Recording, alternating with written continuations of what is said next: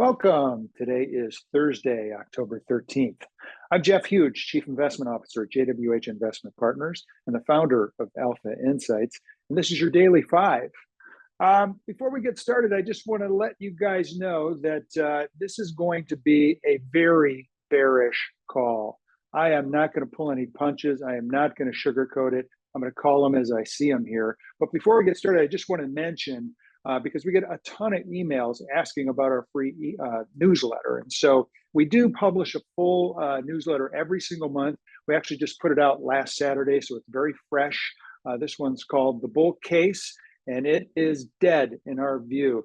It's free to subscribe to this newsletter. And so, you are welcome to just tee it up. You can access it from our website at jwhinvestment.com or on Twitter at Alpha Insights. And just plug your email in and hit subscribe now, and you'll be getting these around the first Saturday of each month we publish.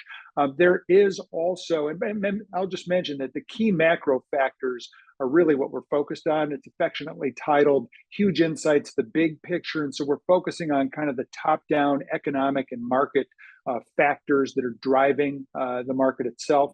We do offer an optional member level for those who want more. A lot of people are like, hey, great ideas, Jeff, but how do I put this to work? Give me some ideas. Well, for those who want actual stock ideas, we do have a publication called Alpha Insights Idea Generator Lab, which is designed for institutional investors, but we'll send it out to members. It's just $10 a month to become a member. And we publish every Wednesday at about noon. So it's a weekly publication. You get our top actionable trade idea each week. So with that, let's move into chart number one to really kind of give an explanation of what we're thinking is going on here. This is a chart we last showed on September 8th. It's really just the market cycle. And let me just say this, I'm going to give you a little bit of some insight on why I think things are happening. And then I'm going to tell you what I think is happening. So first, this is why I think these things are happening. There's really no doubt in our mind that the market cycle peaked, that the blow-off phase in the market is behind us. I mean, the decline into the June lows really lacked any of the recognizable features of capitulation that I can imagine, let alone despair. And, we had things like EVs, SPACs, massive disruptive technology IPOs of software companies that weren't going to make money for 10 years. You got Bitcoin, all sorts of other crypto, all these crazy things that always happen at the peak when people believe there's a new paradigm. That is over, my friends, and don't get sucked in. In our opinion, the market has really just experienced kind of a period of denial, right? Leading into this June low and now the September low. And, we got really deeply oversold in June. The breadth statistics led investors into what we believe was a bull trap. And by the August 16th high, it had reached what we believe you can classify as kind of the return to normal attitude in the market, and the market has since rolled over hard down, and we've now breached those June lows on September 30th, and we're now below the September 30th low. We hit a new low this morning on the open, and I think what's going on in the market today is a lot of position squaring. People were off sides relative to the inflation number, and there's just a lot of back and forth this morning after 500 point down open in the Dow. But I don't think we've seen the fear that one will expect to see when things start careening through these September lows. So I think when fear overcomes the market, that's when you're going to see a real break in the market, and that is yet to come at this point. So let's look at chart number two. Chart number two is a chart that we talked about back in April. It's called a turbulent eddy cascade. And this concept of a turbulent eddy cascade is something that I think is germane relative to what's going on in the stock market right now. This is based on a theory developed by a kind of obscure Russian geophysicist named Kolmogorov. And back in the 1940s, he was inspired by the movement of water, right? And so he had been observing water, and he came up with this theory called initial turbulence theory. And really, it states that the flow of energy moves from larger scales to smaller scales, and that the tipping point of the flow of this energy is known as an eddy. And so if you can imagine, putting a hose at the top of the staircase and watching the water just kind of spill over the top of each stair and kind of pool up on the stair and then roll over to the next one, pool up, roll over, pool up, roll over. What's happening really in physics is that you're getting this interaction among eddies at various scales, and they're passing energy from the macro scale to the micro scale. And then you hit this tipping point, and the flow of energy that rolls over is this eddy. And in fluid dynamics, the process is known as a turbulent eddy cascade. Well, we think that this turbulent eddy cascade is akin to a volatility spike in the financial markets. And so let's move to chart number 3 and see what we're looking for here. We think there's a volatility spike ahead. We think fear is what's been missing from this entire bear market decline from the January high, and that the volatility index has not printed a reading above 40% in more than 2 years. We suspect that that is going to change in the not too distant future, and that we can expect this to occur for 2 reasons. Number one, we've been watching this 24% level. 24%, if we look back over the last several years, has acted as something of a boiling point for volatility. And once we get above that 24%, that's when we start to see volatility spike higher. The second indicator that's suggesting that this outcome is likely is the fact that the VIX has begun to trend aggressively along its 21-day moving average. That also has historically preceded past volatility spikes. So we think this breakout that we've just seen of this, descending trend line off of the early 2000 highs in January and April, et cetera, now suggests that we're setting up for a move to that 40% level. And so if we're right about this volatility spike, we think it's most likely going to occur when the trap door opens in the S&P, as the S&P definitively breaches these June-September lows on a weekly closing basis. Let's move to chart number 4 so that we can kind of get through this and get to the punchline.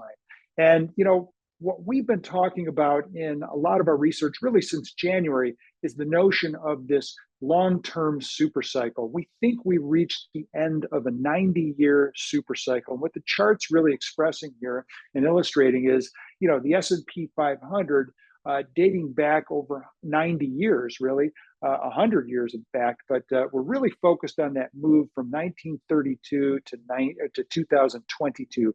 That 90-year advance is similar to what was postulated by 2 really focused students of the market back in the 1930s and 40s. The first was W.D. Gann. Now, Gann used the study of geometry coupled with elements from astronomy and astrology in order to postulate the idea that there were 3 long-term cycles. There was a 30-year boom cycle, a 60-year boom cycle, and a 90-year boom cycle.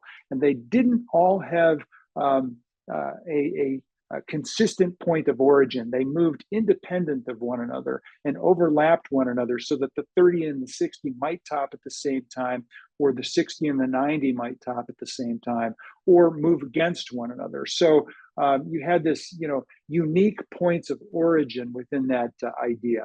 Now, the other guy was a guy named Ralph Nelson Elliott, and he used the study of human social behavior, or what's now known as behavioral finance or behavioral economics, and he coupled those social behavior elements with elements from economics and also fractal mathematics. And he hypothesized what is now known as the wave principle.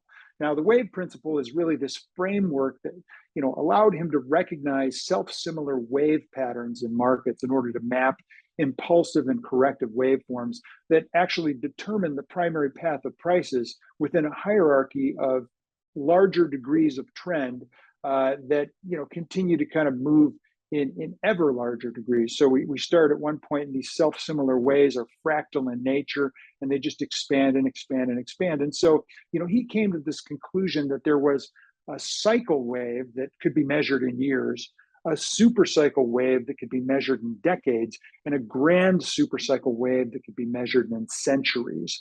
Now, we're thinking that it's possible that both of these great students of the market maybe discovered the same thing through different sort of approaches. And what we're really seeing here is something of a 90-year grand supercycle. The 90-year boom cycle is the supercycle. And supercycle that we're measuring is actually supercycle wave 3. And, Elliott actually had a lot of interesting things to say about third waves. He said that third waves are usually the most powerful and dynamic wave within an impulse wave progression. He said that they have a tendency to subdivide and extend. He said that concomitant with the third wave, you should expect very strong momentum, and that the point of peak momentum usually occurred at the midpoint, and that had been observed in combination with continuation gaps, volume expansions, and extraordinary breadth. And Elliott actually had this to say about them. He said, third waves are wonders to behold. And the reason for that is because they can really be surprising. They can really be shocking in terms of their power. And so what we're really focused on right now is where we are in this cycle. If we just ended a third wave at supercycle degree, then we're looking now at a fourth wave, a corrective waveform at supercycle degree. And that would have to correct the entire advance. And the potential for supercycle wave 4 is that it could carry the markets substantially below what most people believe is possible. We're not going to throw levels out here, but the chart illustrates some examples. These aren't forecasts, but they're examples of what could happen. Let's talk about what we think is happening right now in the context of the first wave down, wave A, which is cycle wave A of supercycle wave 4. Chart number 5 looks at two views of this. We're looking at a 13-year monthly view on the left and a 3-year weekly view on the right. The monthly view looks back to the cycle wave 4 low, which occurred in March of 2009 and advanced for 13 years and ended January 2022. We are now correcting at least cycle wave 5, okay? Now, the view on the right, the 3-year weekly view, looks at just the last 2.5, almost 3 years, going back to March of 2020. That is primary wave 5 of cycle wave 5. And if we're correcting just primary wave 5, then we think we think we're correcting cycle wave 5. There's no question about it. Primary wave 5 gives us a view into how things are subdividing at the cycle wave level. And so our preferred count here assumes that the January high was the end of cycle wave 5, and by extension the end of supercycle wave 3. And if we're correct about that, and this fourth wave correction at supercycle degree is now operative under this whole rubric, the June low really counts best as primary wave 1 down of cycle wave A of supercycle wave 4. And so the August high counts best under this rubric as primary wave 2 up, a counter trend advance. And that again is of cycle wave A down. And as such, we are kicking off cycle wave 3 down at primary degree of trend. I said cycle, I meant primary wave 3 down of cycle wave A down. And if we are doing so, our best count now suggests that primary wave 3 has been subdividing at 2 lower degrees of trend. First, intermediate degree, which is the first set of 1s and 2s, and then also minor degree, which is the second set of 1 and 2. So we've got a 1, 2, a 1, 2, and a 1, 2. That means that we are at the precipice of a third of a third of a third wave decline. And again, Elliott described these as being dramatically powerful and dynamic. And we think the break below these September lows as it gets going could best be described as a stock market crash once it is complete. We don't think it's going to be a one-day event. We think that this could hang around for weeks. It could take, really, we're looking at the next 3 weeks as being critical here The break that we just saw today below these September lows suggests that we are in the early stages of this third of a third wave decline. And we expect it to carry down to S&P 2750 at a minimum, and possibly as low as 2400 before primary wave 3 is done.